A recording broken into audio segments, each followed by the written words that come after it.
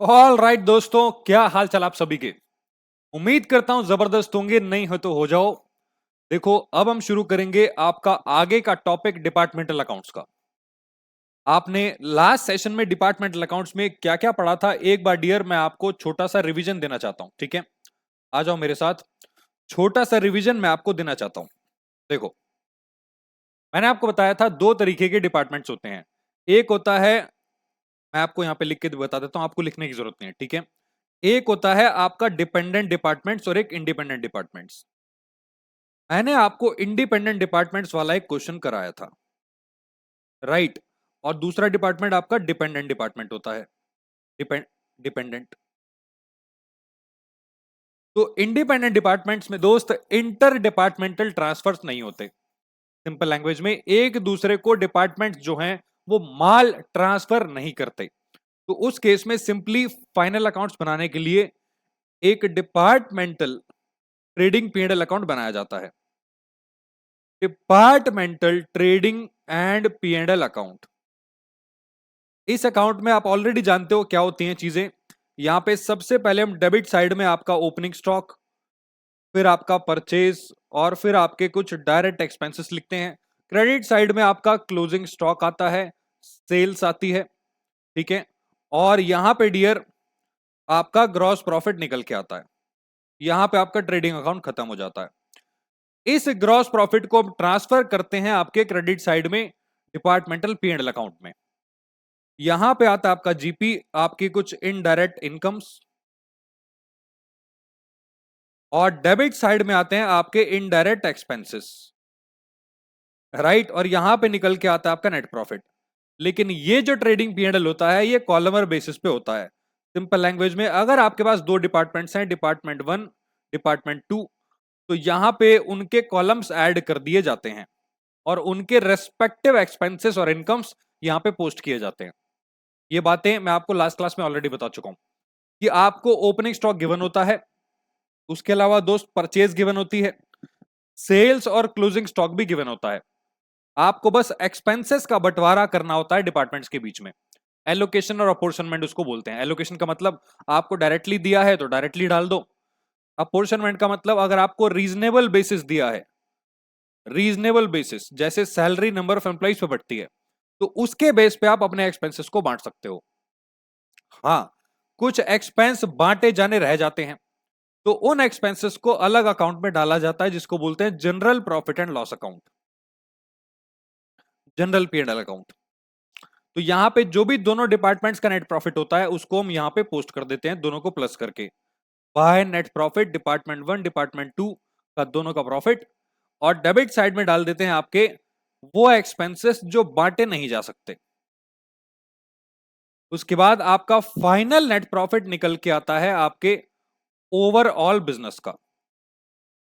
ठीक है, और एक्सपेंसेस का डिस्ट्रीब्यूशन कैसे होता है, बंटवारा कैसे होता है, ये इस पे ऑलरेडी एक कॉन्सेप्ट बेस्ड क्वेश्चन हमने क्लास में किया है, लास्ट क्लास में। अगर आपने फर्स्ट क्लास नहीं देखी है तो पहले प्लीज जाके फर्स्ट लेक्चर देख लो, अदरवाइज यहां पे आपको प्रॉब्लम क्रिएट हो सकती है। तो पहले डिपार्टमेंट का फर्स्ट लेक्चर देखना, तब जाके यहां पे जंप करना।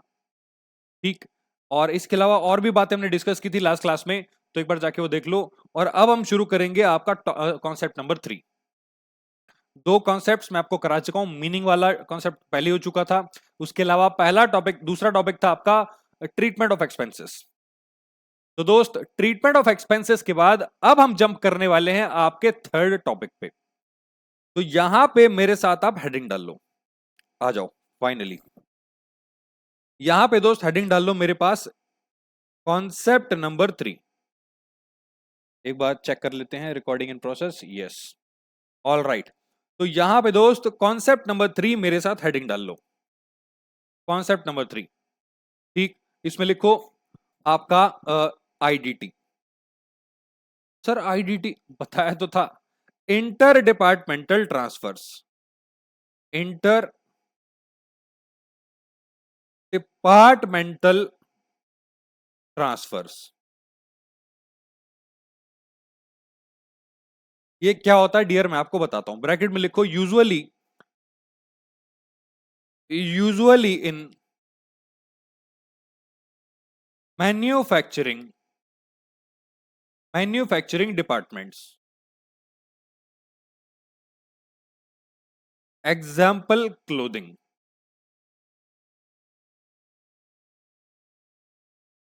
बताता हूं क्या होता है।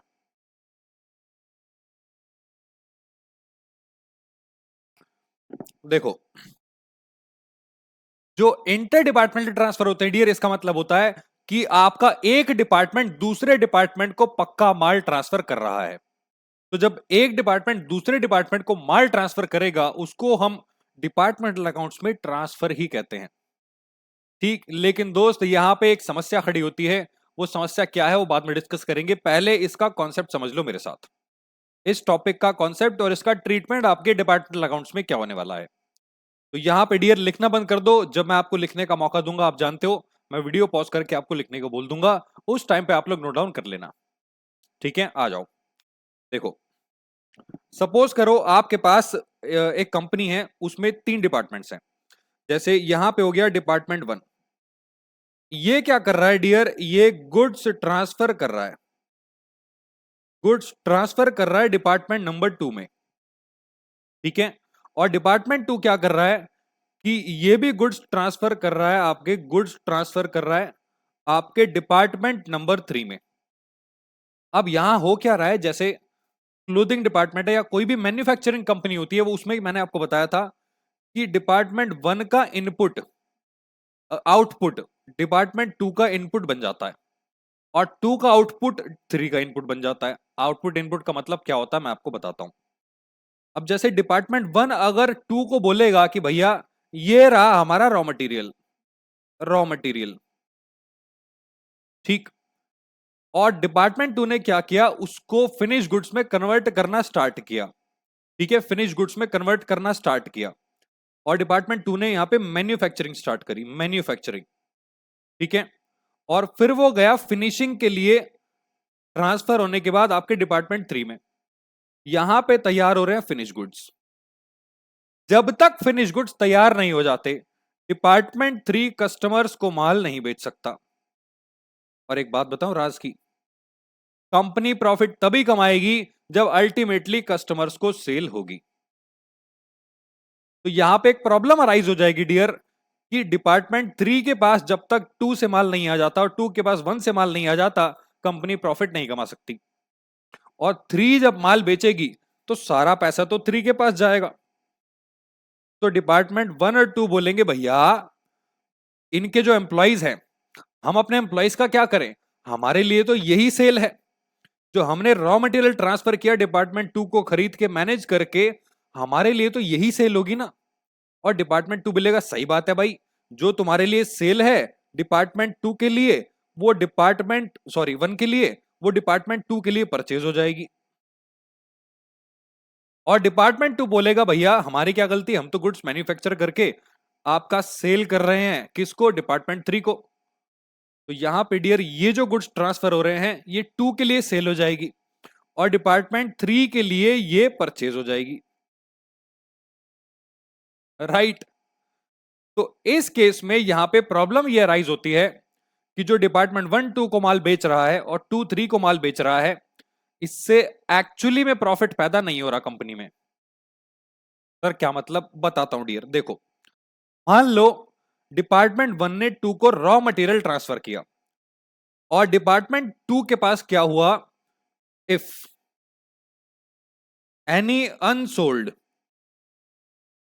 Stock is left with department 2। मान लो 2 के पास कोई भी अनसोल्ड स्टॉक बच गया, मतलब 2 ने माल सारा ट्रांसफर नहीं किया 3 को, या फिर 3 ने मान लो बेचा नहीं, तो जो माल 2 ने आगे नहीं बेचा 3 को, उसमें कुछ पार्ट छोड़ो, सारा ही पार्ट 1 का है, और 1 ने पक्का पक्का डिपार्टमेंट 2 को प्रॉफिट पे माल बेचा होगा।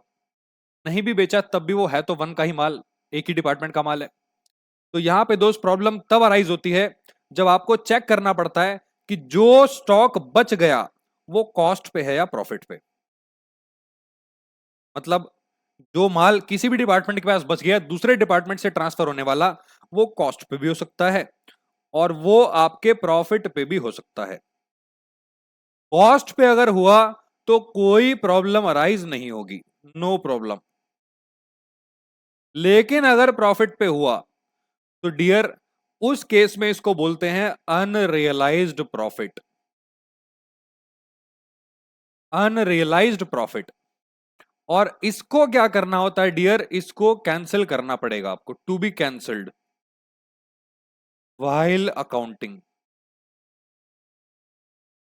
जब आप अकाउंटिंग करेंगे डियर तो आपको इस प्रॉफिट को कैंसिल करना पड़ेगा, क्योंकि ये प्रॉफिट अभी रियलाइज पैदा नहीं हुआ। क्योंकि अल्टीमेटली जब तक कस्टमर को माल नहीं बिकेगा, जो डिपार्टमेंट 3 है वो कस्टमर को माल नहीं बेचेगा, तब तक ओवरऑल कंपनी का प्रॉफिट पैदा नहीं होगा। तो हम ये नहीं बोल सकते कि डिपार्टमेंट 1 ने 2 को माल बेचा, वो ट्रांसफर माना जाता है डियर, भले ही प्रॉफिट पे दिया हो। ठीक है, तो एक्चुअल प्रॉफिट पैदा कब होगा, जब डिपार्टमेंट 3 कस्टमर्स को माल बेचेगा या डायरेक्टली टू डिपार्टमेंट बेचेगा कस्टमर्स को। तो यहां पे इसका ट्रीटमेंट आपको करना पड़ता है। एक छोटे से एग्जांपल से डियर मैं आपको समझाता हूं, लिखने का टाइम मैं आपको दे दूंगा, अभी पहले आगे समझो, कॉन्सेप्ट को पूरा कंप्लीट होने दो। मैं आपको दे रहा हूं यहां पे छोटा सा एग्जांपल, ताकि आपको समझ में आए कि ये ट्रांसफर्स काम कैसे करते हैं। ठीक है, आ जाओ एग्जांपल। जैसे मान लो आपने डिपार्टमेंट, एक आपके पास एक्स है गले में हेडेक हो रहा है मेरे। डिपार्टमेंट एक्स आपके पास एक डिपार्टमेंट है, ठीक है एक्स। इसने क्या किया, माल ट्रांसफर किया डिपार्टमेंट वाई को। ठीक है, तो यहां पे दोस्त जो डिपार्टमेंट एक्स हो गया ये बोला जाएगा सेंडिंग डिपार्टमेंट या फिर ट्रांसफरर। वाई को बोला जाएगा रिसीविंग डिपार्टमेंट या परचेजिंग डिपार्टमेंट या फिर ट्रांसफरी।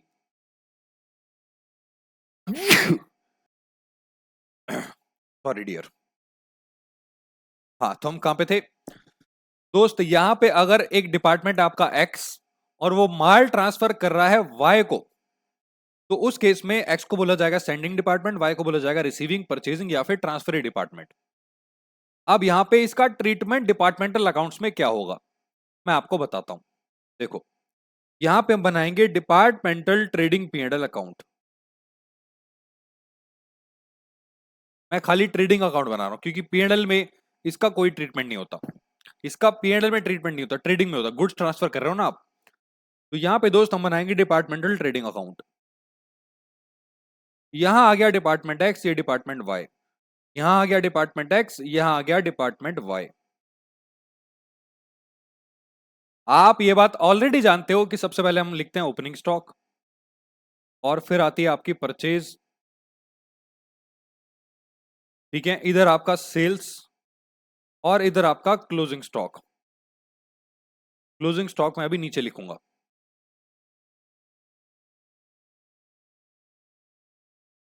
क्लोजिंग स्टॉक, देखो ये बातें हम ऑलरेडी जानते हैं, ओपनिंग स्टॉक, सेल, परचेज और क्लोजिंग स्टॉक वाली। लेकिन जब माल ट्रांसफर हो रहा है एक डिपार्टमेंट से दूसरे डिपार्टमेंट को, तो डियर जो माल भेज रहा है उसके लिए हम उसको सेल मानेंगे। और सेल कौन सी साइड में आती है डियर, क्रेडिट साइड में। तो मैं यहां लिखूंगा ट्रांसफर। मुझे बताओ किसने भेजा यानी कि बेचा, किसकी सेल है सर, एक्स की सेल है। तो डियर ये एक्स के कॉलम में आएगा, जितना माल भेजा एक्स ने वाई को, डिपार्टमेंट एक्स ने डिपार्टमेंट वाई को। अब ये बताओ किस डिपार्टमेंट ने माल खरीदा, इसके लिए हो जाएगी वो परचेज, सेम अमाउंट रहेगा डियर। भाई सिंपल सी बात है, डिपार्टमेंट एक्स कह रहा है कि हम आपको 1,20,000 का माल दे रहे हैं, लो कितने का ही हो, हम वो सेल प्राइस है एक्स का। तो वाई जितने में खरीदेगा एक्स उतने में बेचेगा, तो ट्रांसफर सेम अमाउंट से रिकॉर्ड होगा। क्रेडिट साइड में आएगा उस डिपार्टमेंट में जिसकी सेल है, किसने ट्रांसफर किया सर एक्स ने, तो एक्स के कॉलम में आएगा। अब डेबिट साइड में लिखेंगे ट्रांसफर। ट्रांसफर तो यहां पे दोस्त आएगा वाई के कॉलम में, क्योंकि वाई ने ट्रांसफर किया है। ठीक है, तो आपको समझना है जिसने ट्रांसफर किया बेचा उसके क्रेडिट साइड में पोस्ट होगा ट्रेडिंग में, और जिसने रिसीव किया परचेज किया उसके डेबिट में पोस्ट हो जाएगा। बस बाकी ट्रीटमेंट्स बिल्कुल सेम है। अब यहां लिख देंगे क्लोजिंग स्टॉक और यहां निकाल लेंगे आपका जीपी। बस डियर एक समस्या पैदा होती है यहां पे, क्या बताता हूं, इधर देखो। एक्स ने वाई को माल भेजा था और वाई के पास क्लोजिंग स्टॉक बचा हुआ है। ये जो क्लोजिंग स्टॉक है डियर, इसके दो हिस्से होते हैं। एक तो वो जो वाई ने मार्केट से माल खरीदा होगा, या फिर वो जो इसने डिपार्टमेंट एक्स से खरीदा होगा। डिपार्टमेंट एक्स से। मैं एक छोटा सा एग्जांपल ले रहा हूं। अब मान लो ये जो आपका स्टॉक है, ये मान लो 20,000 रुपए का है। ठीक है, 20,000 रुपए का। इस 20,000 में आपका 15,000 का माल तो मार्केट से खरीदा हुआ है, या 18,000 ले लो, और 2,000 ले लेते हैं। और 18,000 का माल जो है डियर, वो आपने एक्स से लिया हुआ है। एक्स से लिया हुआ है। अब यहां पे जो एक्स ने माल बेचा होगा डियर, वो आपको ऑलरेडी प्रॉफिट पे बेचा होगा। एक्स ने जो वाई को माल बेचा वो प्रॉफिट पे बेचा होगा पक्का। तो प्रॉफिट पे अगर माल बेचा है और इसमें प्रॉफिट जुड़ा हुआ है, इस प्रॉफिट को बोलेंगे अनरियलाइज्ड प्रॉफिट। और ये प्रॉफिट सही नहीं है यहां पे क्रेडिट साइड में दिखाना, क्योंकि क्लोजिंग स्टॉक क्रेडिट साइड में दिखाया जाता है, सेल भी क्रेडिट साइड में दिखाई जाती है, तो प्रॉफिट पैदा हो जाता है। तो अगर आप क्लोजिंग स्टॉक को इस 18,000 की वैल्यू पे दिखा दोगे जो कि एक्स से मिली थी, तो यहां पे डियर करेक्ट प्रॉफिट नहीं आ पाएगा, क्योंकि अभी तक ये माल एक्चुअली में बिका नहीं है मार्केट में।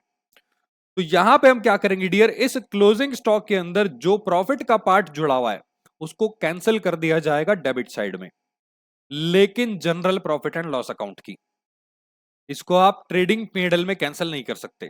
ट्रेडिंग पीएनएल में जो प्रॉफिट आएगा वो डिपार्टमेंट का प्रॉफिट होगा, डिपार्टमेंटल प्रॉफिट। आप इसको ओवरऑल बिजनेस का प्रॉफिट निकालने के लिए जनरल पीएनएल अकाउंट जब बनाएंगे, जनरल पीएनएल अकाउंट, तो यहां पे डियर क्या करेंगे, इस क्लोजिंग स्टॉक के अंदर जो आप बोलते हो ना लोडिंग जुड़ी हुई है, जैसे ब्रांच में कंसाइनमेंट में और भी चैप्टर्स होते हैं, नहीं भी पढ़ा तो कोई बात नहीं, इस प्रॉफिट को लोडिंग का पार्ट कह सकते हैं, ठीक है, या फिर स्टॉक रिजर्व। तो इस क्लोजिंग स्टॉक में जो प्रॉफिट का पार्ट जुड़ा हुआ है उसको कैंसिल करने के लिए जनरल पीएनएल के डेबिट साइड में पोस्टिंग कर देंगे, किस नाम से, to provision for unrealised profit के नाम से, अनरियलाइज्ड प्रॉफिट। सर यहां पे हमने प्रोविजन क्यों बनाया, क्योंकि डियर अगर ये माल नहीं बिका तो आपका प्रॉफिट बेकार जाएगा, इसीलिए इसको इसके अगेंस्ट एक प्रोविजन बना दिया जाता है। To provision for unrealised profit, इसको हम स्टॉक रिजर्व भी कह सकते हैं। ठीक है। अच्छा एक चीज और मुझे बतानी थी, ये क्लोजिंग स्टॉक का प्रॉफिट है, का पार्ट है जो जुड़ा हुआ है इसके अंदर। अगर ओपनिंग स्टॉक के अंदर कोई प्रॉफिट जुड़ा होगा, जो कि डेफिनेटली जुड़ा होगा, तो डियर उसको कैंसिल करेंगे आपकी क्रेडिट साइड में जनरल पीएनएल में, by provision for unrealised profit. ये आपका ओपनिंग स्टॉक की लोडिंग है, या फिर ओपनिंग स्टॉक रिजर्व। ठीक है, ओपनिंग स्टॉक रिजर्व। तो ये आपका ट्रीटमेंट होने वाला है आपके ट्रांसफर ऑफ गुड्स का, एक डिपार्टमेंट से दूसरे डिपार्टमेंट में। सर एक बात तो बताओ, ये तो हमें समझ में आ गया कि आपने ट्रांसफर को सेल और परचेज मान के ट्रेडिंग में नोट डाउन कर लेना है, उसके बाद उसके प्रॉफिट को कैंसिल कर देना है अगर स्टॉक के अंदर प्रॉफिट जुड़ा हुआ है तो जनरल पीएनएल में। लेकिन ये प्रॉफिट निकलेगा कैसे डियर, वो आपको क्वेश्चन मेंशन करेगा। फॉर एग्जांपल जैसे 18,000 है, अब इसमें मान लो इंक्लूडिंग 20% लोडिंग है। ठीक है, 20% लोडिंग। अब मान लो क्वेश्चन कह रहा है कि जो डिपार्टमेंट एक्स है डियर, एक्स, वो सेल्स के ऊपर 20% का प्रॉफिट कमाता है, सेल्स के ऊपर। ये ऑलरेडी सेल प्राइस है, तो इसका डायरेक्ट 20/100 कर देंगे। लेकिन अगर वो बोल रहा है भैया कॉस्ट के ऊपर 20% प्रॉफिट कमाता है और ये सेलिंग प्राइस है, तो उस केस में डियर क्या करेंगे, सेलिंग प्राइस में प्रॉफिट ऑलरेडी इंक्लूडेड होता है, इसको हम 20/120 कर देंगे। फिर क्या बोल दिया आपने, बताता हूं डियर, छोटे से एग्जांपल से समझो, ये बहुत सारे चैप्टर्स में आप कर चुके हो पहले। ये आपका सेलिंग प्राइस है और क्वेश्चन कह रहा है कॉस्ट अगर 100 है और 20 का प्रॉफिट, तो सेलिंग प्राइस 120 हो जाना चाहिए ना। अब क्योंकि ये ऑलरेडी 120 के बराबर है, इसको 120 से डिवाइड करेंगे, 20 से मल्टीप्लाई। रेफरेंस के लिए अगर आप और एग्जांपल्स लेना चाहते हो तो मुझे एक बार नीचे कमेंट करके बता देना, मैं इस पे डेडिकेटेड एक पूरी क्लास आपको दे दूंगा, क्योंकि इससे पहले हम बहुत सारे चैप्टर्स में पढ़ चुके हैं। ठीक है, तो यहां पर दोस्त इसको 21/120 करेंगे और इसके प्रॉफिट का पार्ट निकाल लेंगे। ये था आपका ट्रीटमेंट आपके प्रॉफिट के पार्ट का, जो क्लोजिंग स्टॉक के अंदर जुड़ा होता है, जिसको बोलते हैं अनरियलाइज प्रॉफिट। ठीक, तो एक काम करो, अब मैं आपको मौका देता हूं लिखने का, तो एक बार वीडियो पॉज करो डियर और फिर आप इसमें लिखना चालू करो। देखो ये लिखने की जरूरत नहीं है, कॉन्सेप्ट नंबर 3 से आपको लिखना है और मैं आपको पूरा मौका दूंगा सारी बातें लिखने का।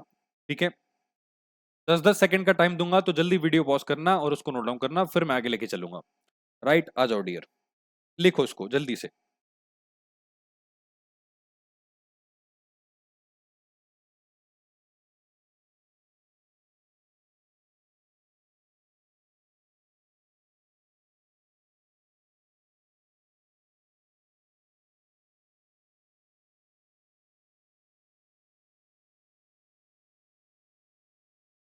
आई होप आपने इसको लिख लिया है।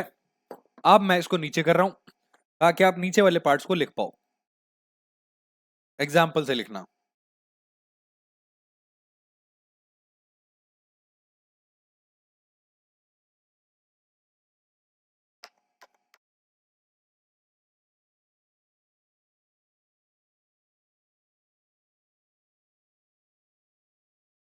आई होप आपने इसको लिख लिया है डियर। अब मैं इसको भी नीचे कर रहा हूं, आप जनरल पीएनएल एक बार नोट कर लो।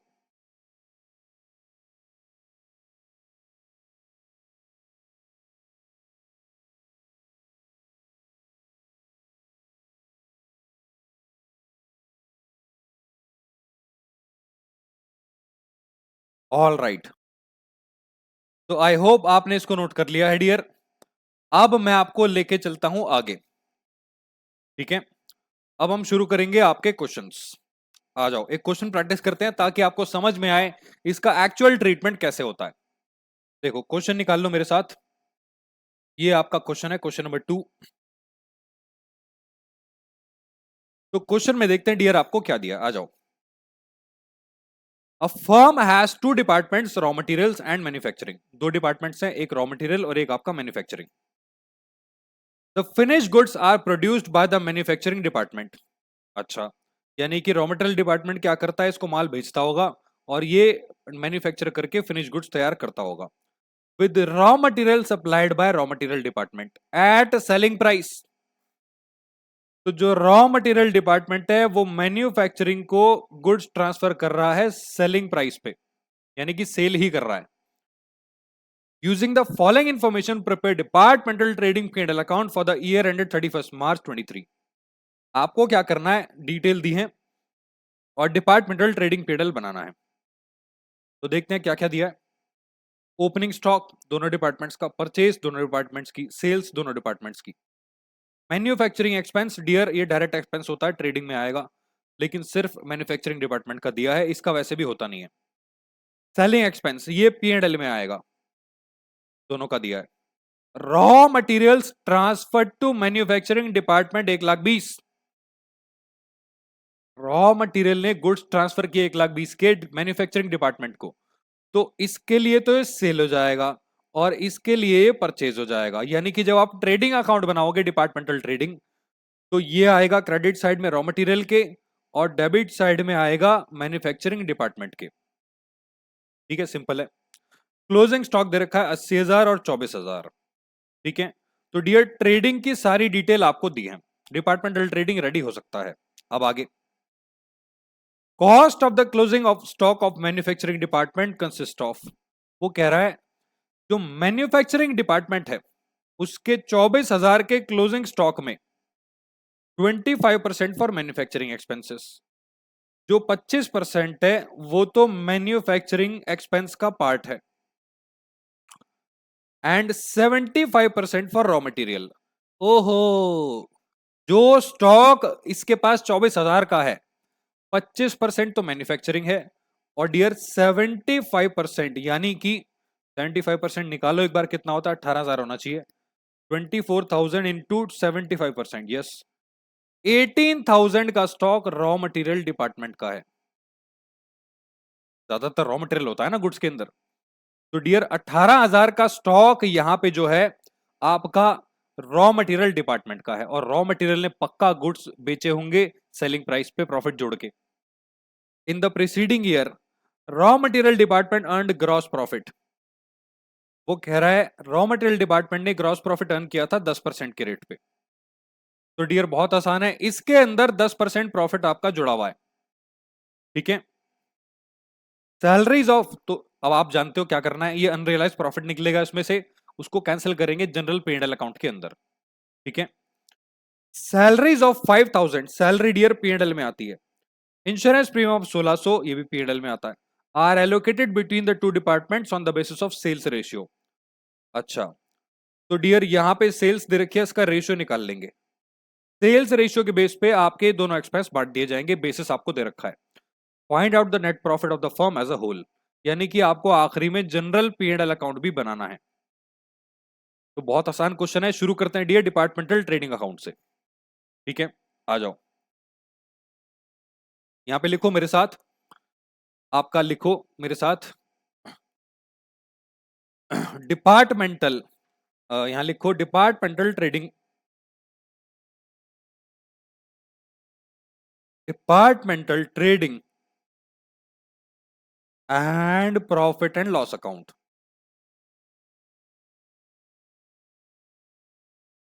यहां पे एक बार फॉर्मेट बना लेते हैं डियर। फॉर्मेट, दो ही डिपार्टमेंट है, सिंपल बनेगा फॉर्मेट। एक रॉ मटेरियल डिपार्टमेंट है और एक आपका मैन्युफैक्चरिंग डिपार्टमेंट। तो ये आ गया आपका रॉ मटेरियल और ये बन गया आपका मैन्युफैक्चरिंग डिपार्टमेंट। दोबारा लाइन खींच देते हैं,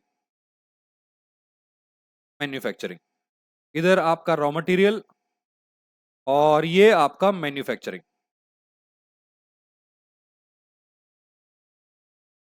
लो जी, दो डिपार्टमेंट्स रेडी हैं। तो शुरू करते हैं आपका क्वेश्चन। देखो, सबसे पहले आएगा यहां पे opening stock, to opening stock.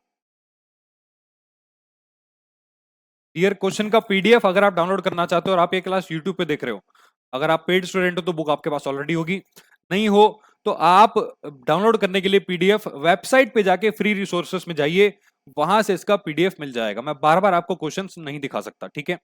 एक बार दिखा देता हूं लास्ट टाइम। यहां पे डियर आपको ओपनिंग स्टॉक दे रखा है 1,20,000 और 20,000 का, परचेज दे रखी है 8 लाख और 6,000 की, सेल्स 880 180, और मैन्युफैक्चरिंग एक्सपेंस आपको 24,000 दिया मैन्युफैक्चरिंग डिपार्टमेंट का। क्लोजिंग स्टॉक दिया दोनों डिपार्टमेंट्स का 80 और 24, ठीक है। तो यहां पे मैं वापस आ रहा हूं आपके नोट्स पे। देखो, ये दिया है आपको सबसे पहले ओपनिंग स्टॉक। ओपनिंग स्टॉक आपको दिया हुआ है यहां पे आपका 1,20,000 और आपका 20,000 का। ऊपर रॉ मटेरियल है और मैन्युफैक्चरिंग डिपार्टमेंट है। ये आपका रॉ मटेरियल डिपार्टमेंट है, ये आपका मैन्युफैक्चरिंग, ठीक। इसके बाद आपको दिए यहां पे परचेजेस 8 लाख और फिर आपका 6,000। क्योंकि डियर आप ध्यान से सोचो, खुद सोचो, लॉजिकल बात है, सारा माल तो रॉ मटेरियल डिपार्टमेंट खरीद रहा है मार्केट से, और जो मैन्युफैक्चरिंग डिपार्टमेंट है वो सारा माल ट्रांसफर करवा रहा है रॉ मटेरियल डिपार्टमेंट से।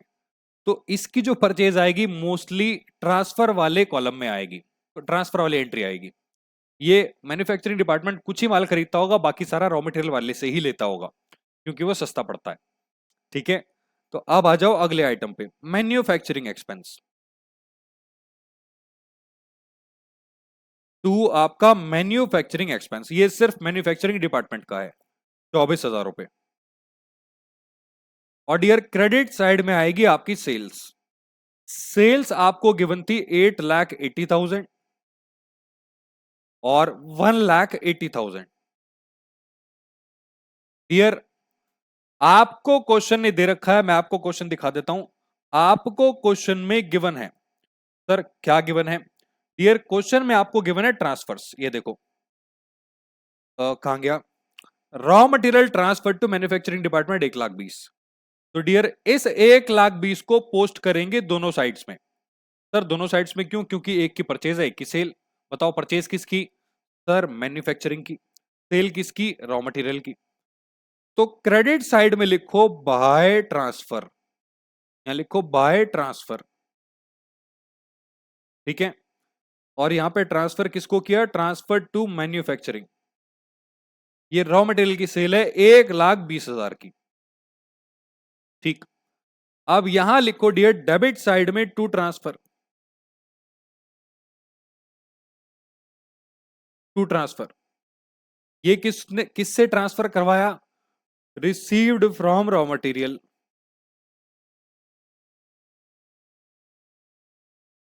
ये आएगा डेबिट साइड में 1,20,000 मैन्युफैक्चरिंग डिपार्टमेंट में।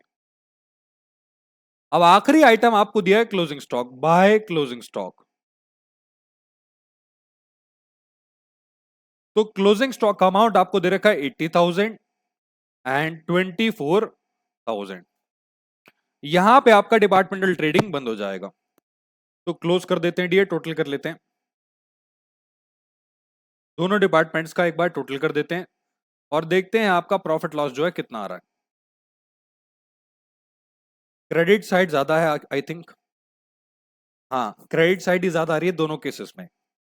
8,80,000 प्लस 120 प्लस आपका 80, तो ये आ गया 10,80,000,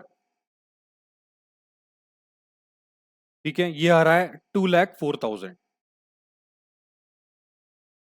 10,80,000 और 2,04,000 माइनस कर दो। 10,80,000 में से आपका 8 और 1 9,20,000। डियर 1,60,000 का ग्रॉस प्रॉफिट आ गया रॉ मटेरियल में, और इसमें से माइनस कर दो ये 2,04,000 में से 26,000, 24,000, 120, 34,000। लो जी, तो यहां पे डियर आपका ग्रॉस प्रॉफिट निकल के आ रहा है, to gross profit, gross profit, gross profit. इस ग्रॉस प्रॉफिट को ट्रांसफर करेंगे आपके क्रेडिट साइड में बाय, बाय ग्रॉस प्रॉफिट 1,60,000 और 34,000, ठीक है। 1,60,000 और 34,000। अब यहां पे हम नोट करेंगे आपके इनडायरेक्ट एक्सपेंसेस। तो क्वेश्चन में डियर आपको दिया था एक तो सैलरीज और आपके सेलिंग एक्सपेंस। मैं एक बार दिखा देता हूं। तो यहां पे आपको आइटम दिया हुआ है, एक तो आपका ये रहा सेलिंग एक्सपेंस, डायरेक्ट दे रखा है 1,600 और 800, ठीक है। उसके बाद आपको दिया है नीचे salaries of 5,000 and insurance premium 1,600, sales के बेस पे बांटे जाएंगे, ठीक है। तो आ जाओ क्वेश्चन पे वापस। डेबिट साइड में लिखो आपका सेलिंग एक्सपेंस, ये आपको ऑलरेडी दे रखा है, कितना है? 1,600 और 800। उसके बाद टू सैलरीज और टू इंश्योरेंस प्रीमियम। अब डियर आपको सेल्स का रेशियो निकालना पड़ेगा। ये 8,80,000 और 180 आ रहा है। नीचे वर्किंग नोट बना लेते हैं कुछ आइटम छोड़ के, यहाँ पे जनरल P&L आ जाएगा। Working note 1, sales ratio is equal to raw material और आपका मैन्युफैक्चरिंग। 8,80,000 और कितना? 180। ये हो गया 44, ये हो गया 9। बस यही आ रहा है, इससे इसके आगे नहीं कट सकता डियर। 88:18 या फिर 44:9, ये आपका रेशियो आ गया। अब आपको डियर सैलरी दी थी, सैलरी दी थी आपको कितने? 1,600 रुपए की सैलरी है, नहीं सॉरी 1,600 तो वो है। सैलरी आपको जो दी है डियर क्वेश्चन में टोटल सैलरी आपको दे रखी है कितना, 4,000 कितनी है, 5,000, इंश्योरेंस प्रीमियम 1,600 है, ठीक है। 5,000 की सैलरी को बांट दो 44:9 में, ये जो टोटल आ रहा है ना दोनों का, और 4 13 53 आएगा। निकालना कितना आ रहा है, 5,000 इंटू 44 डिवाइडेड बाय 53। लो जी, 4,151 आ रहा है, बट मैं 50 लूंगा, ठीक है।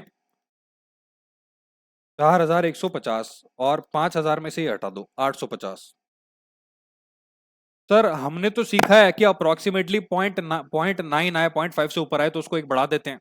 डियर बढ़ा तो दोगे बट वैल्यूज कॉम्प्लिकेटेड हो जाएंगी, ठीक है। तो मैंने यहाँ पे वैल्यूज इजी करने के लिए, ये अलाउड है आपके मॉड्यूल में ही किया हुआ है, ठीक है। क्योंकि 4,150.9 कुछ आ रहा है, 51 मत करना, वैल्यू डिफिकल्ट हो जाएगी। अभी इजी वैल्यू बैठ रही है, ठीक है। उसके अलावा आपका इंश्योरेंस प्रीमियम 1,600 रुपए, डिवाइड कर दो 1,600 इंटू 44 डिवाइडेड बाय 53, ये आ रहा है 1,328 रुपए। और दूसरे वाला आएगा, माइनस करके निकाल लो, 1,600 में से 272। इस इन वैल्यूज को पुट कर देंगे डियर ऊपर, और यहां पे लिख दो ब्रैकेट में वर्किंग नोट 1, वर्किंग नोट 1, ठीक है। वैल्यू डाल दो, एक तो कितना 4150 और 850, 1,328 और 272, 272, ठीक है। ये आपने इनडायरेक्ट एक्सपेंसेस डाल दिए डियर। अब यहां से हम निकाल लेंगे आपका प्रॉफिट या लॉस, जो भी आएगा, एक प्रॉफिट ही आ रहा है। टोटल कर दो क्रेडिट साइड का, इसमें से डेबिट साइड माइनस करेंगे, यहां पे आएगा टू नेट प्रॉफिट, और इसको हम ट्रांसफर कर देंगे, transfer to general PNL account, क्योंकि अभी फाइनल प्रॉफिट नहीं निकला। सर क्यों नहीं निकलेगा भैया, क्वेश्चन कह रहा है जो भी आपके स्टॉक्स हैं, जैसे मैन्युफैक्चरिंग के पास 20,000 का स्टॉक है ओपनिंग और 24,000 का क्लोजिंग, इन दोनों स्टॉक्स के अंदर 25% पार्ट मैन्युफैक्चरिंग का है, 75% रॉ मटेरियल का है। तो इन दोनों स्टॉक्स की लोडिंग यानी कि अनरियलाइज्ड प्रॉफिट आपको जनरल पीएनएल में कैंसिल करना होगा, तभी फाइनल प्रॉफिट ओवरऑल बिजनेस का निकल पाएगा। तो पहले ये वाला प्रॉफिट निकाल दो, देखते हैं कितना आ रहा है। 160 माइनस 1,600 माइनस 4,150 माइनस 1,328, डियर ये आ रहा है आपका 152,922। दूसरे वाला निकालते हैं, 34,000 माइनस 800 माइनस 850 माइनस 272, 32,078, 32078। टोटल लिख दो, 1,60,000 34, 1,60,000 और 34। लिखने का मौका मैं आपको बाद में दूंगा डियर, पहले एक बार पूरा क्वेश्चन कंप्लीट कर लेते हैं, फ्लो फ्लो में चल रहा है, मजा आ रहा है। हाँ आ जाओ नीचे जनरल पीएनएल अकाउंट पे, general profit and loss account पे।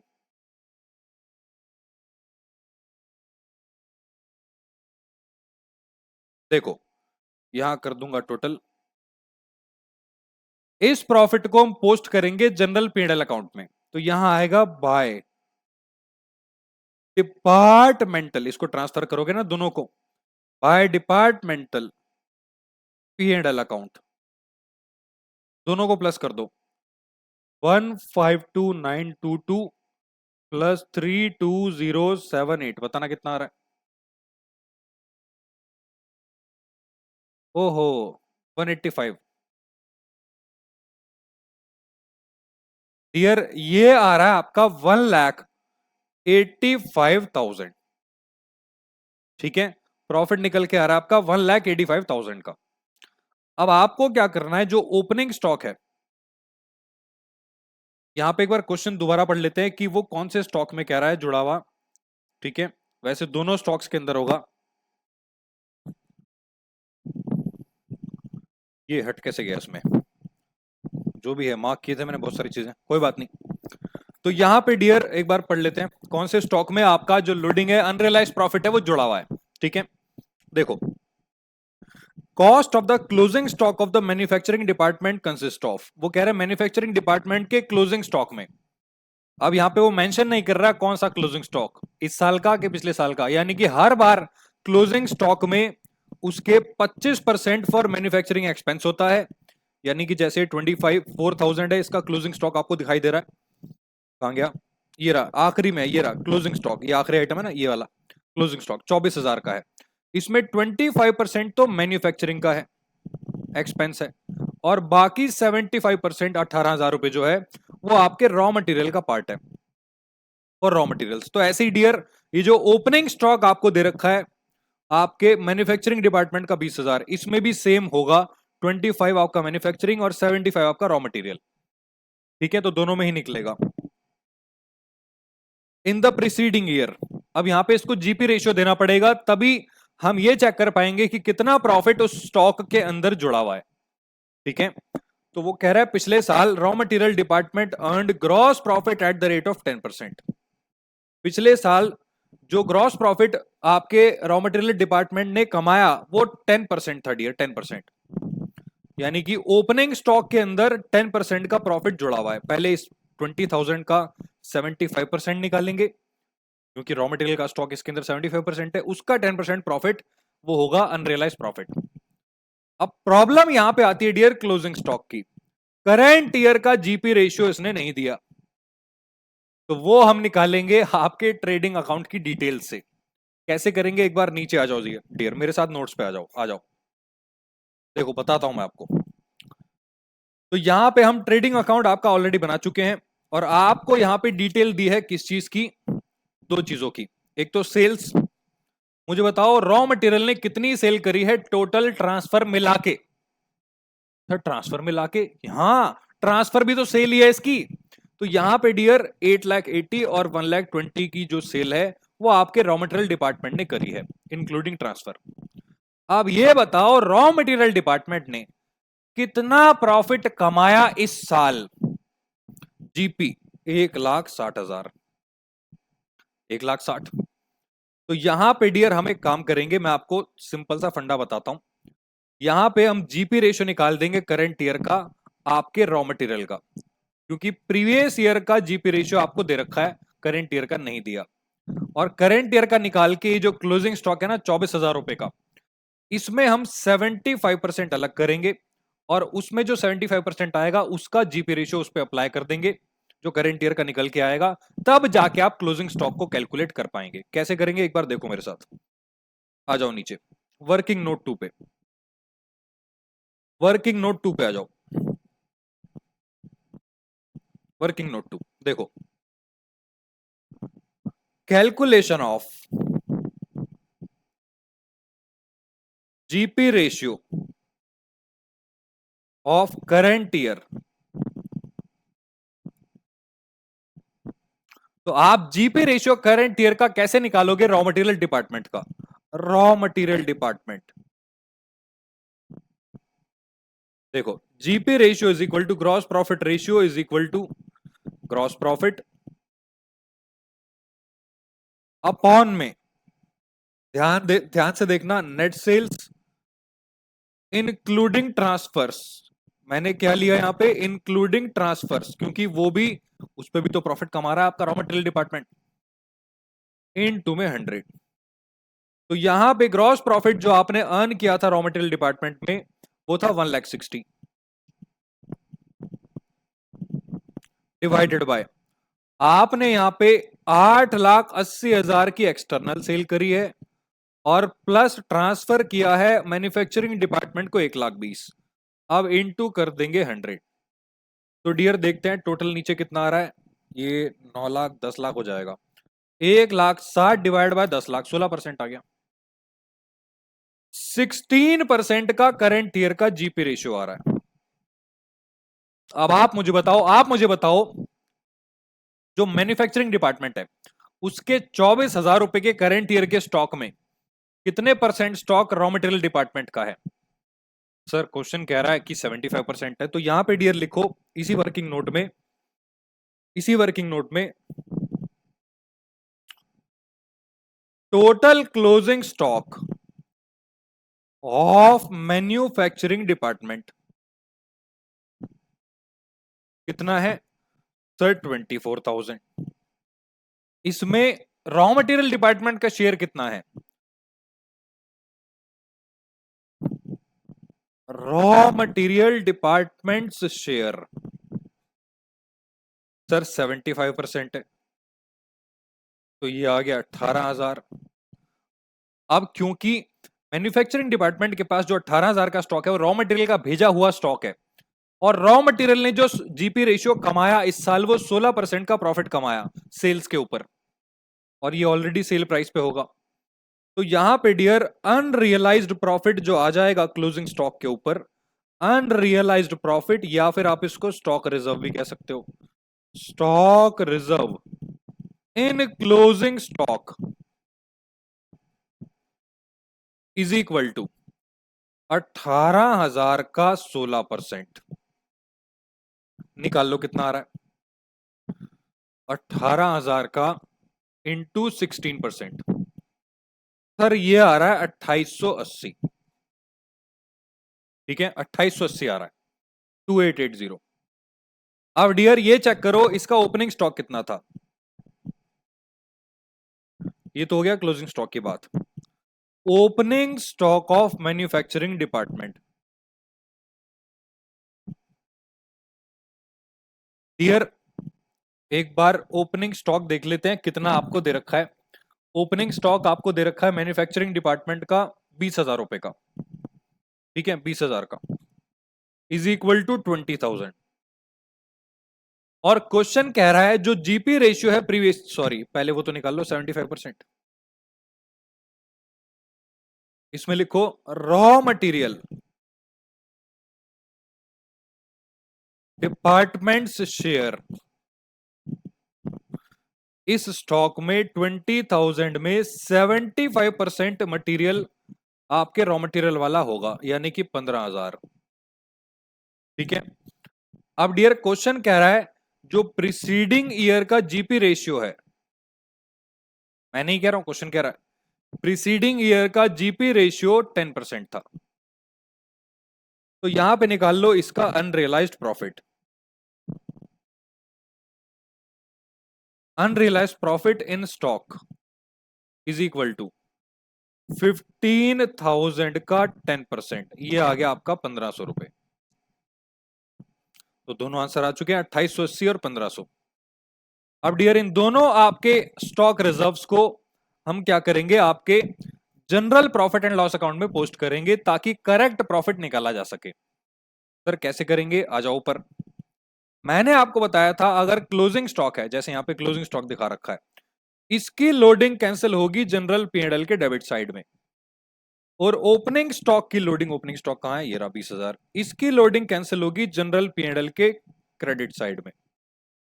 तो डेबिट साइड में लिखा जाएगा टू स्टॉक रिजर्व, आप अनरियलाइज प्रॉफिट भी वो भी लिख सकते हो, प्रोविजन फॉर अनरियलाइज प्रॉफिट। मैं स्टॉक रिजर्व वर्ड का यूज करूंगा, ये क्लोजिंग स्टॉक का रिजर्व है। निकाल चुके हो आप नीचे 2880 रुपए। ठीक है, तो 2880, और यहां पे स्टॉक रिजर्व कितना आएगा ओपनिंग स्टॉक का बाय स्टॉक रिजर्व 1,500 रुपए। लो जी, लोडिंग कैंसिल हो चुकी है। अब यहां से हम कैलकुलेट करेंगे एक्चुअल नेट प्रॉफिट जो आपके कंपनी ने कमाया। ठीक है, 185,000 प्लस 1,500,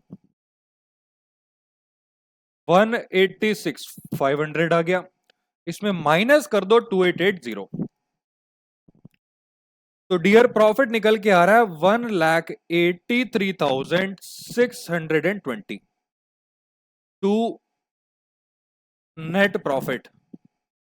इसको ट्रांसफर कर देंगे कैपिटल अकाउंट में, ट्रांसफर टू कैपिटल अकाउंट। बचपन से पढ़ते आ रहे हो आप, किसी भी जो फर्म का प्रॉफिट है वो कैपिटल अकाउंट में बाद में ट्रांसफर हो जाता है, बैलेंसिंग फिगर। 186,500। यहां पे आके आपका क्वेश्चन जो है वो खत्म होता है। मैं एक बार क्वेश्चन रिवाइज करा देता हूं। सबसे पहले आपने क्या किया, ट्रेडिंग अकाउंट बनाया, डिटेल आपको ऑलरेडी गिवन थी, ठीक है। Opening stock purchase, manufacturing expense, transfer given था, जिसने परचेज किया उसके डेबिट साइड में मैन्युफैक्चरिंग ने, जिसने सेल किया उसकी क्रेडिट साइड में, सेल गिवन थी, क्लोजिंग स्टॉक गिवन था। आपका निकल के आ गया ग्रॉस प्रॉफिट, ट्रांसफर किया ग्रॉस प्रॉफिट को, उसके बाद बाकी एक्सपेंसेस की डिटेल दे रखी है कि इनको आपको, सेलिंग एक्सपेंस तो ऑलरेडी गिवन था, सैलरी और इंश्योरेंस प्रीमियम आपने सेल्स के रेशियो में बांटे, वो हमने वर्किंग नोट से निकाल लिया है। ऊपर सेल गिवन है ना 88 और 18, यानी कि 44 और 9, ठीक है। उसके बाद आपने यहां पे नेट प्रॉफिट निकाल लिया डिपार्टमेंट्स का, डिपार्टमेंटल प्रॉफिट, इसको पोस्ट किया जनरल पीएनएल में। और यहां पे हमने जो स्टॉक्स के अंदर लोडिंग जुड़ी हुई थी, क्लियर क्वेश्चन कह रहा है क्लोजिंग स्टॉक के अंदर 25% मैन्युफैक्चरिंग एक्सपेंस है, 75% रॉ मटेरियल है। तो मैन्युफैक्चरिंग डिपार्टमेंट में रॉ मटेरियल का हिस्सा कितना है, 75%। तो यहां पे आपने दोनों स्टॉक्स का पहले 75% निकाला, उसके बाद उन स्टॉक्स के ऊपर रॉ मटेरियल जो प्रॉफिट कमा रहा है वो प्रॉफिट की परसेंटेज का रेशियो अप्लाई कर दिया। प्रीवियस ईयर की परसेंटेज का रेशियो 10% दे रखा था, तो ओपनिंग स्टॉक का आपने 75% निकाला 15,000, उसका 10% 1,500, लोडिंग कैंसिल 1,500। क्लोजिंग स्टॉक था 24,000, इसका 25% 18,000, सॉरी 75 18,000। और उसके बाद आपने जीपी रेशियो करंट ईयर का कैलकुलेट किया अलग से। कैसे कैलकुलेट किया, ये सेल और ट्रांसफर और जीपी का इस्तेमाल करके, ठीक है। और उसके बाद इंप्लीमेंट कर दिया आपने क्लोजिंग स्टॉक के ऊपर, वहां से आ गई क्लोजिंग स्टॉक की लोडिंग 2880, 16% के हिसाब से। और यहां आ गया आपका करेक्ट नेट प्रॉफिट। बस ये ट्रीटमेंट होता है आपके इंटरनल ट्रांसफर्स का। इसको और क्लैरिफाई करने के लिए डियर एक और क्वेश्चन करेंगे, और उसके बाद हम समझेंगे कि ये आपका एक्चुअली में काम कैसे करता है। एक और क्वेश्चन करेंगे डियर, तो एक बार आ जाओ डियर, इसको नोट कर लो। यहां तक आपने नोट कर लिया था, यहां से नोट करना स्टार्ट करो, ठीक है। मैं आपको पूरा पेज दे देता हूं नोट करने के लिए। ये लो, 10 सेकंड का टाइम है, वीडियो पॉज करके नोट करना।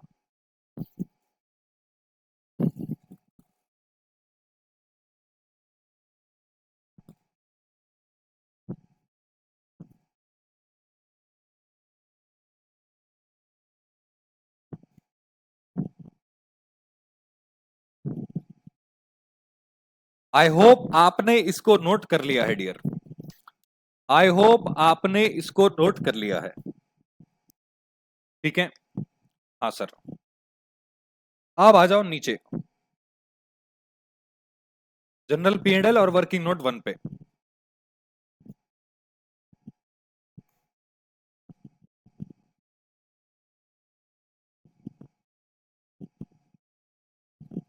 Done, all right dear, I hope आपने इसको भी जो है नोट कर लिया है। अब आ जाओ वर्किंग नोट 2 पे।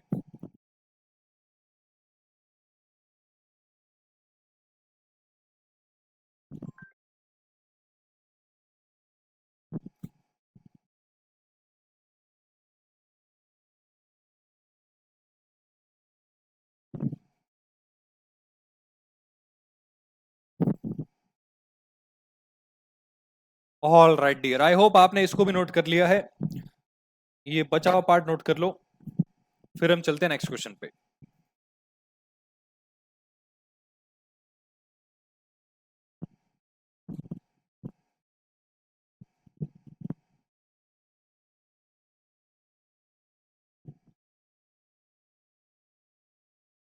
डन, ठीक है। हाँ जी, तो अब नेक्स्ट क्वेश्चन पे जाने से पहले एक छोटा सा 2 मिनट का कॉन्सेप्ट मैं आपको बताना चाहता हूं। 2 मिनट का कॉन्सेप्ट देखो, इस क्वेश्चन में जो करंट क्वेश्चन आपने किया, यहां पे जैसे डिपार्टमेंट आपका मैन्युफैक्चरिंग वाला था, ठीक है, मैन्युफैक्चरिंग, इसमें ओपनिंग स्टॉक 20,000 का था, क्लोजिंग स्टॉक 24 का था, और क्वेश्चन ने खुद बताया था कि 75% स्टॉक जो है वो पहले वाले डिपार्टमेंट को बिलोंग करता है, रॉ मटेरियल को। तो आपने क्या किया, डायरेक्ट इन दोनों का 75 75 निकाल लिया, उसके बाद जीपी रेशियो से आपने क्या किया, मल्टीप्लाई कर दिया। जैसे पिछले साल का रेशियो 10% था और इस साल का रेशियो आपने निकाल लिया था 16%। इस तरीके से आपने स्टॉक रिजर्व निकाला दोनों स्टॉक्स का। लेकिन डियर कभी कभार पता है क्या होता है, जीपी रेशियो तो फिर भी आप निकाल लोगे ट्रेडिंग अकाउंट बना के, ट्रांसफर दिया होता है, सेल्स दी होती है, जीपी आप निकाल लेते हो ट्रेडिंग अकाउंट से, तो जीपी रेशियो तो आप कैलकुलेट कर सकते हो। लेकिन कभी कभार जो स्टॉक का पोर्शन है दूसरे डिपार्टमेंट का, ये आपको क्वेश्चन नहीं बताता। तो यहां पे मेरे साथ एक केस लिखो, when question does not state और mention the portion of stock, the portion of stock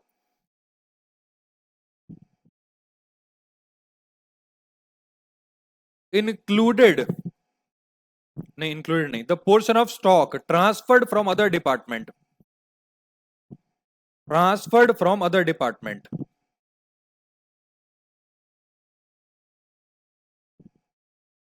other department, तो उस केस में आपको क्या करना है, एक छोटा सा एग्जांपल ले रहा हूं डियर, 2 से 3 मिनट का एग्जांपल है, आपको क्लियरली समझ में आ जाएगा कि नेक्स्ट क्वेश्चन में आपको क्या करना है। उसके अलावा उस क्वेश्चन में कुछ नहीं बचेगा।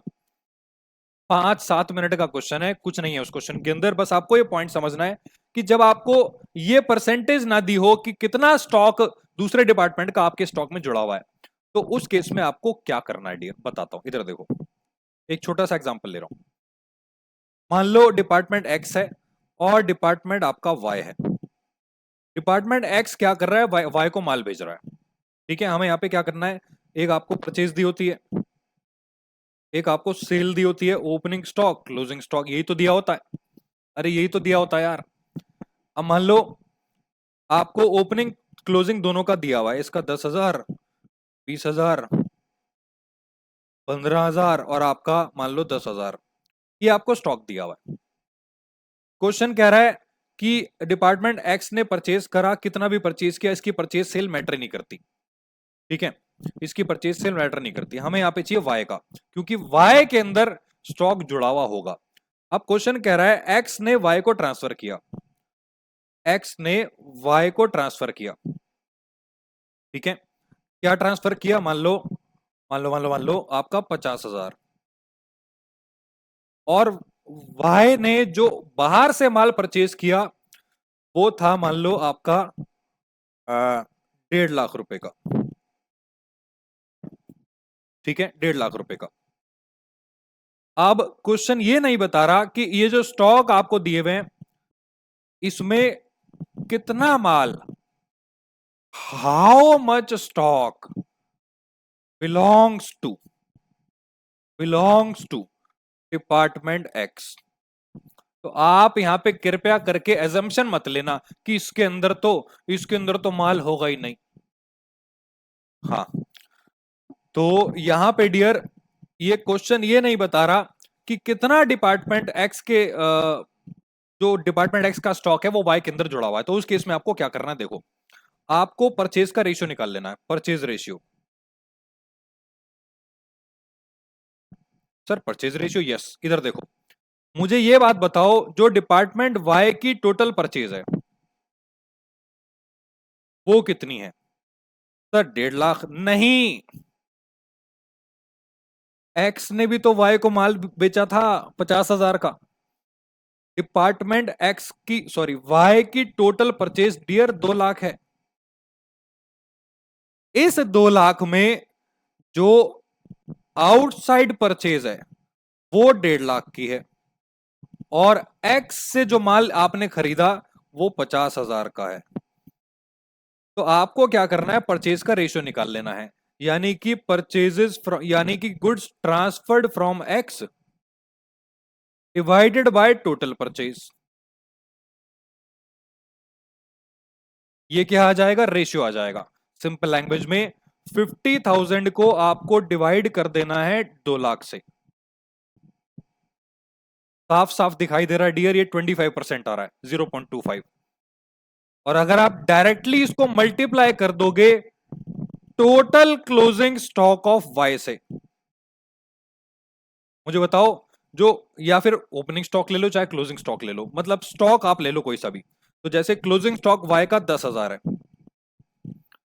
सिंपल लैंग्वेज में इस टोटल परचेज में जो एक्स की परचेज है, एक्स से माल खरीदा हुआ है, वो 50,000 है, 25% है। तो हम ये अजम्पशन लेंगे कि स्टॉक के अंदर भी same percentage of stock X को बिलोंग करेगा। ठीक है, तो यहां पे फॉर्मूला लगा देंगे, transferred from X department divided by total purchase into closing stock या opening stock depending on the case. तो यहां क्या करेंगे, 50,000 डिवाइडेड बाय 2 लाख, ये रेशियो आ गया 25%, इसको मल्टीप्लाई कर देंगे स्टॉक से, 10,000 से। ठीक है, तो ये 2500 रुपए आपका क्लोजिंग स्टॉक आ जाएगा, और फ्रॉम एक्स, जो आपने एक्स से खरीदा होगा। अब इसके ऊपर अप्लाई हो जाएगा आपका जीपी रेशियो। ऐसे ही ओपनिंग स्टॉक का 15,000 का भी डायरेक्ट 25% निकाल लेंगे। तो ये आपको डियर करना है, इस कॉन्सेप्ट को एक बार ना नोट कर लो। ठीक है, मैं आपको टाइम दे देता हूं इसको वीडियो पॉज करके नोट करने का, फिर मैं आपको लेके चलता हूं क्वेश्चन पे, और उस क्वेश्चन को करके खत्म करते हैं डियर।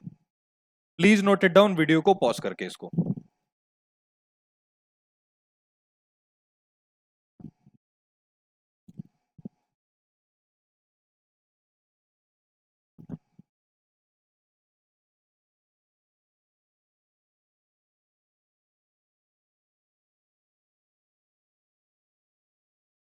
ऑल राइट, आई होप आपने इसको नोट कर लिया है डियर, आई होप आपने इसको नोट कर लिया है।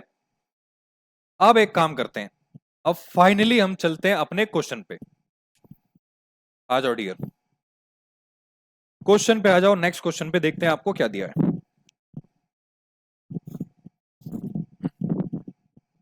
देखो पढ़ो क्वेश्चन मेरे साथ। A company has two departments P and Q, एक कंपनी के पास दो डिपार्टमेंट्स हैं। Department P sells goods to department Q at normal selling prices, तो पी क्यू को नॉर्मल सेलिंग प्राइस में माल बेचता है। From the following particulars, prepare departmental trading P&L account for the year ended 31st March 23 and also ascertain the net profit to be transferred to balance sheet. Departmental trading P&L बनाना है और आपको final profit निकालना है जो balance sheet में transfer होगा। ठीक है, ऑल राइट। तो यहां पे आपको दे रखा है ओपनिंग स्टॉक पी का, क्यू का नील है, परचेज दे रखे हैं दोनों की। गुड्स फ्रॉम पी, ये पी ने ट्रांसफर किया है क्यू को, तो पी के लिए सेल हो गया, पी के लिए, और इसके लिए परचेज हो गया। क्यू के डेबिट साइड में दिखाएंगे और इसके क्रेडिट साइड में दिखाएंगे। ठीक है, 8 लाख। सर यहाँ पे नील क्यों है? गुड्स फ्रॉम पी का मतलब पी से माल आया, तो वो क्यू के पास ही तो आएगा, इसलिए इसका कॉलम खाली है। पिछले क्वेश्चन में ट्रांसफर टू अदर डिपार्टमेंट दिया था, तो वो इसके कॉलम में दिया था। ठीक है, वेजेस दिए हैं, ये डायरेक्ट एक्सपेंस है। ट्रेवलिंग एक्सपेंस P&L में जाएगा। Closing stock at cost to the department, यहां पे डियर आपको क्लोजिंग स्टॉक दिया हुआ है cost to the department. Dear cost to the department का मतलब है कि डिपार्टमेंट के लिए वो कॉस्ट है, लेकिन इंटरनली वो कॉस्ट नहीं है, हम भी जानते हैं बात। भाई जो परचेज डिपार्टमेंट है पी डिपार्टमेंट, उसकी तो वो यहां पे कॉस्ट ही दी होगी, लेकिन जो ये 2,09,000 है क्लोजिंग स्टॉक, भैया भले ही इसने पी से माल खरीदा हो सारा का सारा, इसके लिए तो वो कॉस्ट है, लेकिन एक्चुअली में तो इसके अंदर कहीं ना कहीं प्रॉफिट का पार्ट होगा, क्योंकि पी ने जब माल ट्रांसफर किया होगा तो वो प्रॉफिट पे ही किया होगा। तो इस लाइन से कंफ्यूज मत हो जाना यार, ये कॉस्ट पे है, प्रॉफिट पे, इसी सेलिंग प्राइस पे नहीं है। डिपार्टमेंट के लिए वो कॉस्ट है। हम एज अ बिजनेसमैन देखेंगे, भैया हम जानते हैं इस 2,09,000 के अंदर अगर कुछ स्टॉक डिपार्टमेंट पी का है तो उसके अंदर प्रॉफिट जुड़ा हुआ होगा। तो इस लाइन से डियर कंफ्यूज मत होना कृपया करके, कॉस्ट टू द डिपार्टमेंट लिखा है, डायरेक्टली एट कॉस्ट लिखा होता तो मैं मानता। ठीक, सेल दी है ट्रेडिंग में आएगा, प्रिंटिंग स्टेशनरी P&L में जाएगा। The following expenses incurred for both the departments were not apportioned between the departments. वो कह रहा है कुछ एक्सपेंसेस ऐसे थे, ये सही दिख रहा है ना स्क्रीन, हाँ सही है। कुछ डिपार्टमेंट्स डियर ऐसे थे जिनका आपने अपॉर्चनमेंट नहीं किया था। Salaries, advertisement, general expense. तो एक बार चेक कर लेते हैं इसके लिए आपको क्या दिया है। Depreciation is to be charged at the rate 30% on machinery worth ₹96,000। तो पहले ही निकाल लो ना 96 का 30%, 28,800 आ रहा है। अच्छा, इसको बांटना कैसे है पता नहीं अभी। The advertisement expenses of the departments are to be apportioned in the turnover ratio. लो जी, एडवर्टीजमेंट को टर्नओवर अगर ये ना भी बताता ना तब भी मैं इसको सेल्स रेशियो में बांटता, क्योंकि एडवर्टीजमेंट सेल्स रेशियो पे ही बढ़ता है। 30 लाख और 20 लाख, डियर ये 30 लाख और 20 लाख आ रहा है, तो ये 3:2 का रेशियो हो गया। ठीक है, 3:2 का रेशियो। उसके बाद salaries and appreciation are to be apportioned in the ratio of 2:1। तो सैलरी हो जाएंगी 2:1 में। ठीक है, ये 22 और आई थिंक 11,000 होगा। और डेप्रिसिएशन 1:3, 28,800 इंटू 28,800 इंटू 1/4, 7200 आ रहा है। और दूसरा आई थिंक जो भी आएगा 28,800 से माइनस करके 21,600 आ रहा है। General expenses are to be apportioned in the ratio of 3:1। सारा बेसिस आपको बांटने के लिए दे रखा है। ठीक है, तो बस शुरू करते हैं अब। हाँ, एक चीज और देखो, यहां पे क्वेश्चन में ये नहीं दिया कि ओपनिंग स्टॉक तो इसमें चलो जीरो है, ये जो क्लोजिंग स्टॉक है 2,09,000 का, इसमें कितना माल पी का जुड़ा हुआ है, गायब कर दिया। मैंने आपको बताया था परचेज का रेशियो निकाल के इसको हम कैलकुलेट कर लेंगे। तो पहले ट्रेडिंग पी एंड एल बना लेते हैं, डिपार्टमेंटल वाला। आ जाओ मेरे साथ आपके डिपार्टमेंटल ट्रेडिंग अकाउंट पे पहले। ठीक है, सबसे पहले निकाल लो डिपार्टमेंटल ट्रेडिंग अकाउंट, बनाओ मेरे साथ।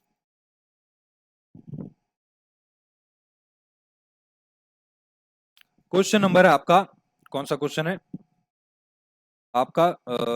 थर्ड क्वेश्चन है। Departmental trading and profit and loss account.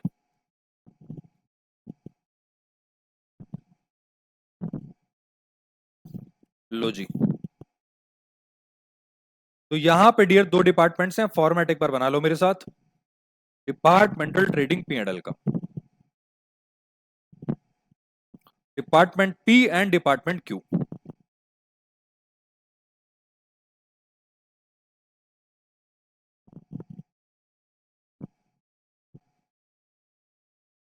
Low, format आपका रेडी है। ये हो गया डिपार्टमेंट पी, ये department Q, department P, department Q. अब सबसे पहले यहां पे डालते हैं आपका opening stock, purchase, direct expenses. तो क्या क्या दे रखा है एक बार देख लेते हैं। यहां पे डियर आपको दिया है आपका opening stock, to opening stock. P का स्टॉक है 5 लाख का और क्यू का स्टॉक है नील। उसके बाद आपको दिए हैं परचेजेस, ठीक है, 28 लाख रुपए की। और आपको परचेज दिए हैं डिपार्टमेंट क्यू की 3 लाख रुपए की। ठीक, उसके बाद यहां दी है आपको सेल्स। सेल्स में देखते हैं क्या दिया है।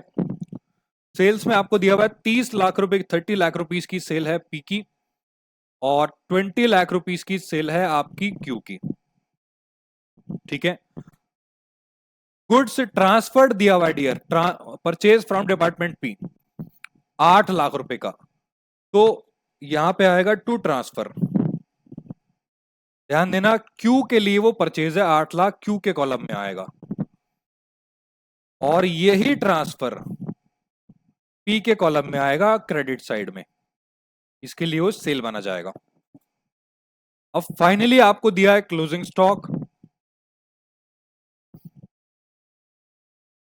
ये आपको दिया हुआ है 8 लाख रुपए का और 2,09,000 का।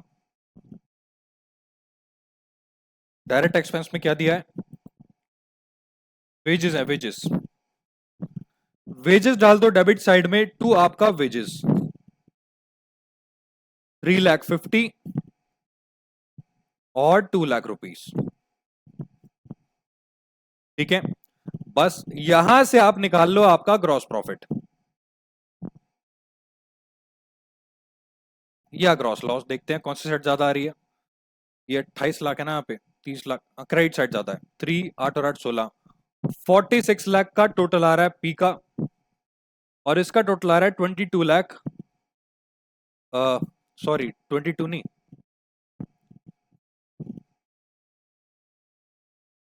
20, हाँ सही तो है, 22,09,000। डन है।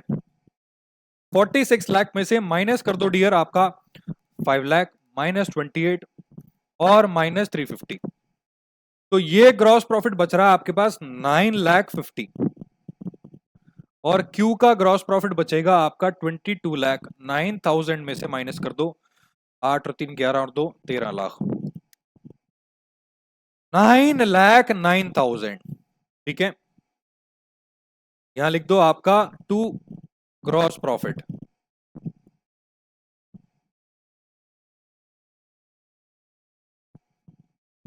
इसको ट्रांसफर करेंगे बाय आपका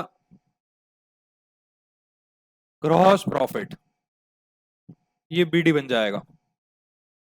तो यहां आ जाएगा आपका 9,50,000 और 9,09,000। ठीक है डियर। अब यहां आपको कुछ एक्सपेंसेस दिए हैं। सबसे पहले आपको दिया था ट्रैवलिंग एक्सपेंस, लिखने का मौका मैं बाद में दे दूंगा आपको। ट्रैवलिंग एक्सपेंस डियर, क्वेश्चन कह रहा है कैसे बांटना है, बटा हुआ है ऑलरेडी, 20 और 1, 60।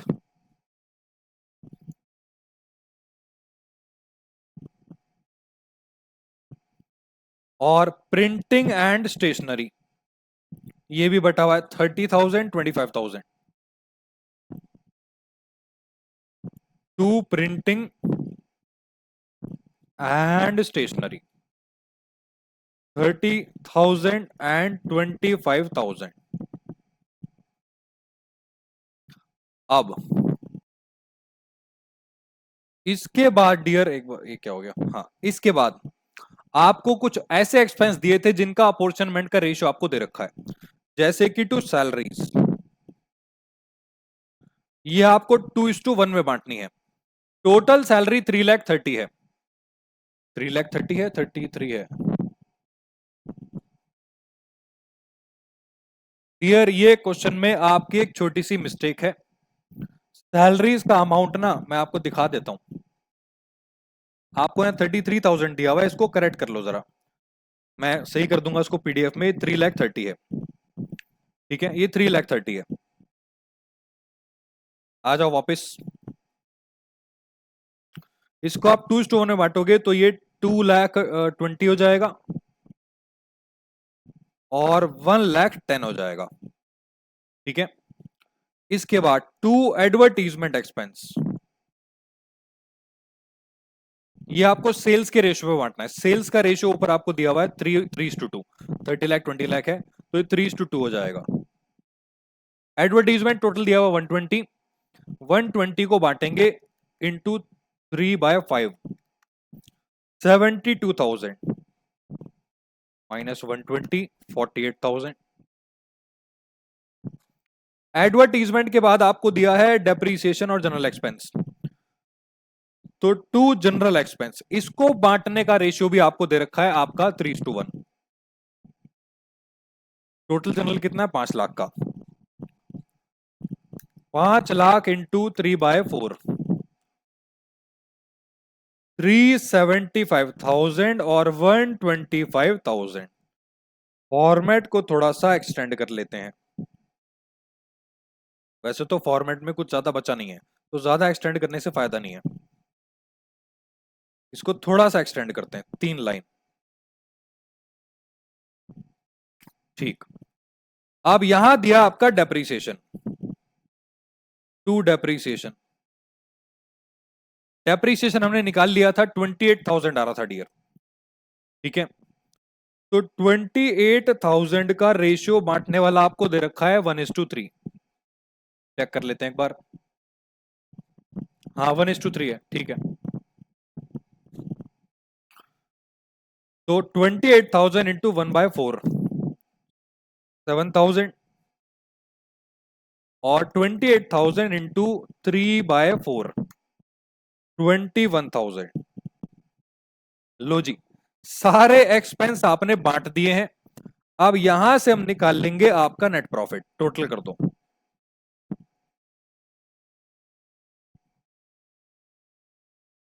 टोटल अभी भी आपकी क्रेडिट साइड ज्यादा आएगी, 3 लाख 2 लाख 5 लाख नहीं बैठ रहा, क्रेडिट साइड ज्यादा है दोनों केसेस में।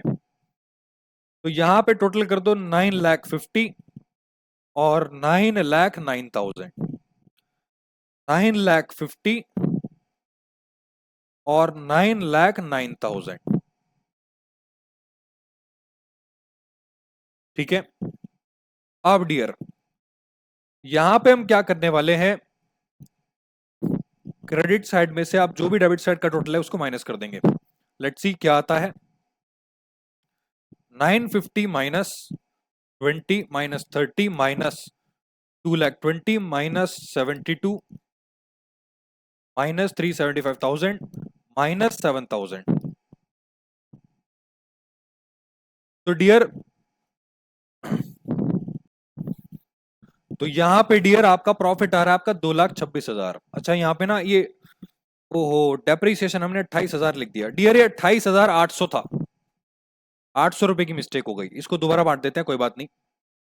था सॉरी, 28,800 इंटू 1/4 7,200 है ये। हमने जबकि पहले क्वेश्चन में सही निकाल लिया था। माइनस कर दो 28,800 में से 21,600। ठीक है, डन। अब माइनस कर देते हैं बाकी आइटम्स। तो ये आ रहा है अच्छा इसमें 200 हट जाएंगे ना। 2,26,000 में 200 हटा दो, 2,25,800 हो गया। यहां पे आ गया आपका net profit. To net profit, departmental profit इसको कह सकते हो आप। 2,25,800 और यहां पे आ रहा है आपका माइनस करके 9,09,000 minus 160 minus 25 minus 110 minus 48 minus 125 minus 21,600 4,19,400 आपका आ रहा है। लो जी, ये था आपका डिपार्टमेंटल का नेट प्रॉफिट। अब हम बनाएंगे general profit and loss account, आखिरी पार्ट आपके क्वेश्चन का।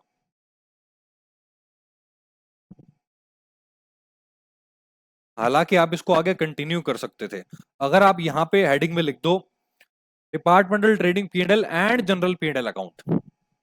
ठीक है, तो बस यहां पे छोटा सा फॉर्मेट बना लो, क्योंकि हमें बस ओपनिंग स्टॉक और क्लोजिंग स्टॉक की लोडिंग कैंसिल करनी है। यहां लिख दो आपका बाय क्या बोलते हैं, नेट प्रॉफिट बैलेंस BD या फिर डिपार्टमेंटल P&L अकाउंट।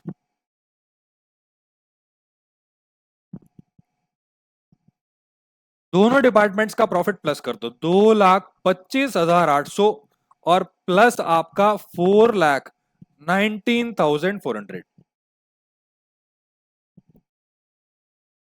645,200 आ रहा है डियर, 645,200। अब मजे की बात, इसमें ओपनिंग स्टॉक क्यू का निल है, तो ओपनिंग स्टॉक की लोडिंग क्रेडिट साइड में आती है, यहां कुछ नहीं आएगा। बस डेबिट साइड में आ जाएगी क्लोजिंग स्टॉक की लोडिंग। क्लोजिंग स्टॉक इसका 2,09,000 है। अब इसमें डिपार्टमेंट पी का स्टॉक कितना है वो आपको निकालना पड़ेगा। ठीक है, तो यहां पे डियर, अच्छा एक चीज और, जीपी रेशियो भी क्वेश्चन में गायब है, तो दोनों निकालने पड़ेंगे। कोई नहीं, नीचे आ जाओ वर्किंग नोट पे।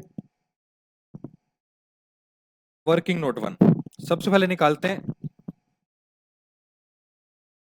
Calculation of gross profit ratio of department P P ने माल ट्रांसफर किया है तो जीपी रेशियो पी का निकलेगा, क्लोजिंग स्टॉक क्यू का निकलेगा जितना उसमें पी का जुड़ा हुआ है।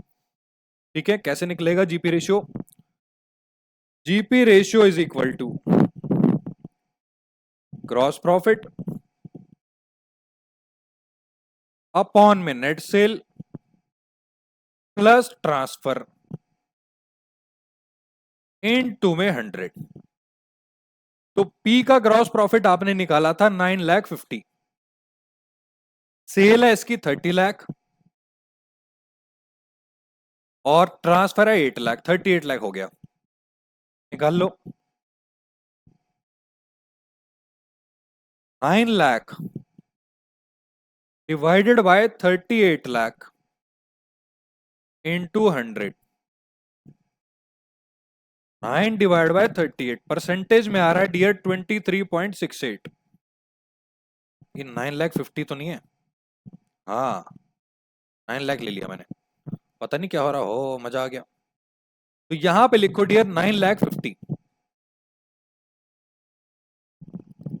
डिवाइड बाय 38 लाख, परसेंटेज 25% आ रहा है dear.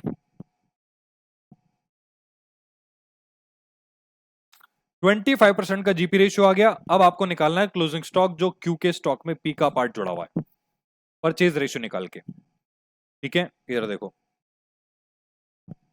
Working note 2,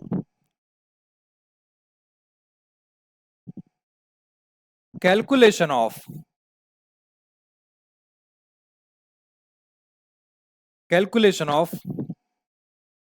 P's share of stock included in department Q's stock। ठीक है, ये चेक करो डिपार्टमेंट क्यू की टोटल परचेज कितनी है। तो यहां पे डायरेक्ट फॉर्मूला लगा देता हूं, एक काम करता हूं, P's share of stock is equal to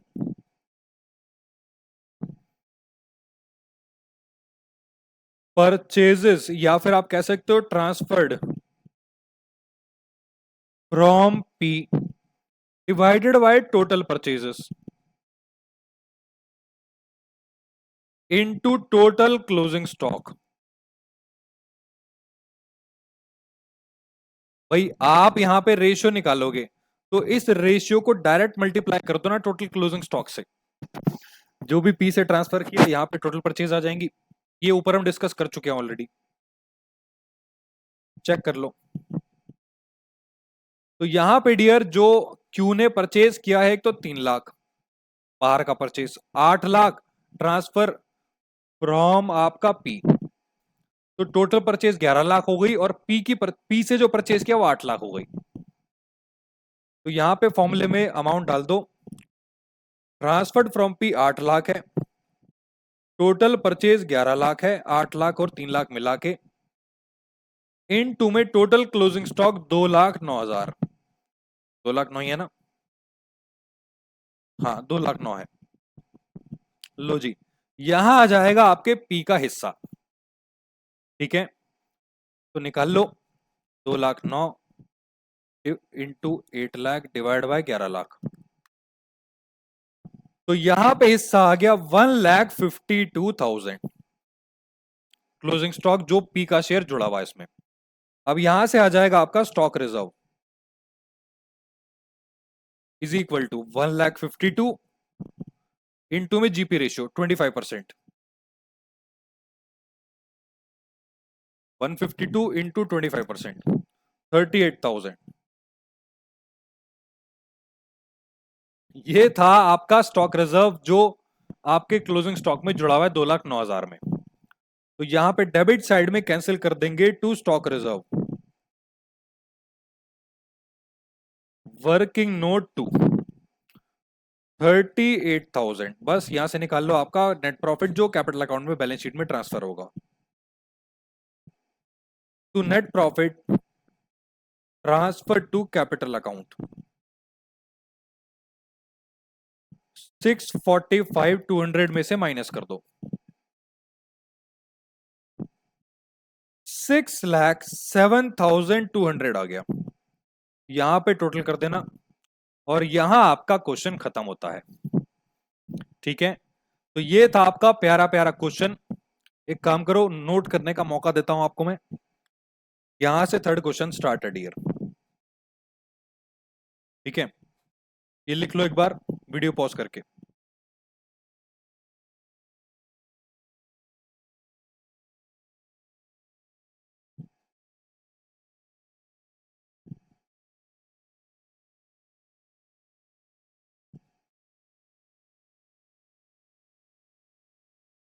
done हो गया। अब आगे वाला पार्ट भी नोट कर लो, यहां से पूरा कर लो प्रॉफिट एंड लॉस अकाउंट को।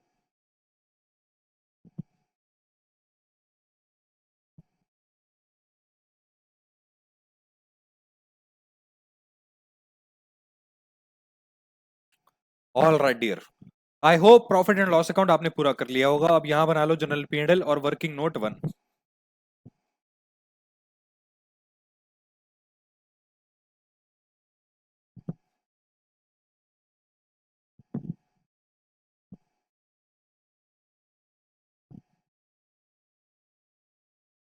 डन हो गया।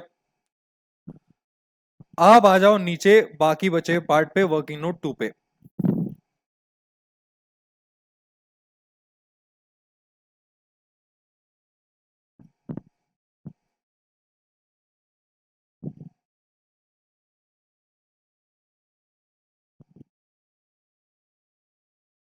All right dear, I hope आपने इसको नोट कर लिया है।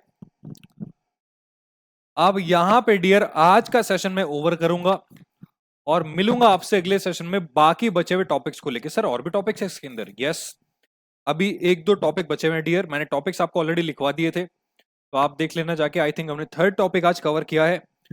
बाकी टॉपिक्स होंगे आपके नेक्स्ट क्लास में और बाकी बचे हुए क्वेश्चंस भी नेक्स्ट क्लास में। यहां पे मैं सेशन को ओवर करता हूं, मिलूंगा आपसे अगले सेशन में। तब तक के लिए take care and bye bye.